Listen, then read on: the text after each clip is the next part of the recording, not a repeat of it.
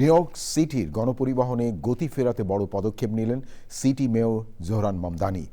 ব্রঙ্কেস ব্যস্ততম ফোর্ডহ্যাম রোডের বাস পরিষেবা উন্নত করতে এক বিশেষ সংবাদ সম্মেলনে মামদানি বলেছেন, বাসের গতি বাড়াতে প্রতিশ্রুতিবদ্ধ তিনি।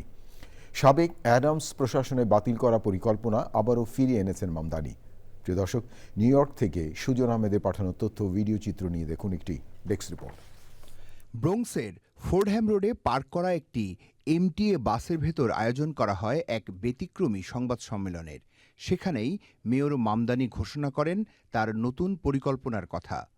নিউ ইয়র্ক সিটির অন্যতম ব্যস্ত এই করিডোরে বাস দ্রুত করতে রাস্তাটি নতুন করে ডিজাইন করবে সিটি প্রশাসন।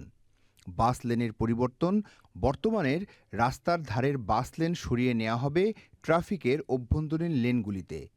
এর ফলে রাস্তার পাশের পার্কিং বা বাঁক নেওয়া গাড়ির কারণে বাস আর আটকে থাকবে না। এতে বাসের গতি বাড়বে অন্তত 20%। স্থানীয় ব্যবসায়ীদের আপত্তির মুখে সাবেক মেয়র অ্যাডামস এই প্রকল্পটি বাতিল করেছিলেন, যা এখন আবার চালু করছেন মামদানি। তবে শুধু গতি নয়, মেয়রের নির্বাচনী প্রতিশ্রুতি ছিল বিনামূল্যে বাস। স্থানীয় ব্যবসায়ীদের আপত্তির মুখে সাবেক মেয়র অ্যাডামস এই প্রকল্পটি বাতিল করেছিলেন, যা এখন আবার চালু করছেন মামদানি।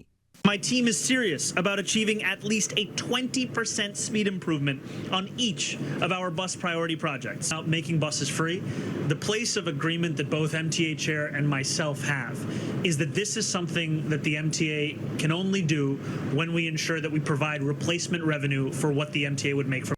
তবে শুধু গতি নয়, মেয়রের নির্বাচনী প্রতিশ্রুতি ছিল বিনামূল্যে বাস পরিষেবা। এ বিষয়ে এমটিএ চেয়ারম্যানের সাথে আলোচনা চলছে বলে জানান মামদানি। মেয়র স্পষ্ট করেন, ভাড়া থেকে যে রাজস্ব আদায় হতো তার বিকল্প আয়ের উৎস নিশ্চিত করলেই বিনামূল্যে বাস পরিষেবা চালু করা সম্ভব হবে। Desk report, channel I.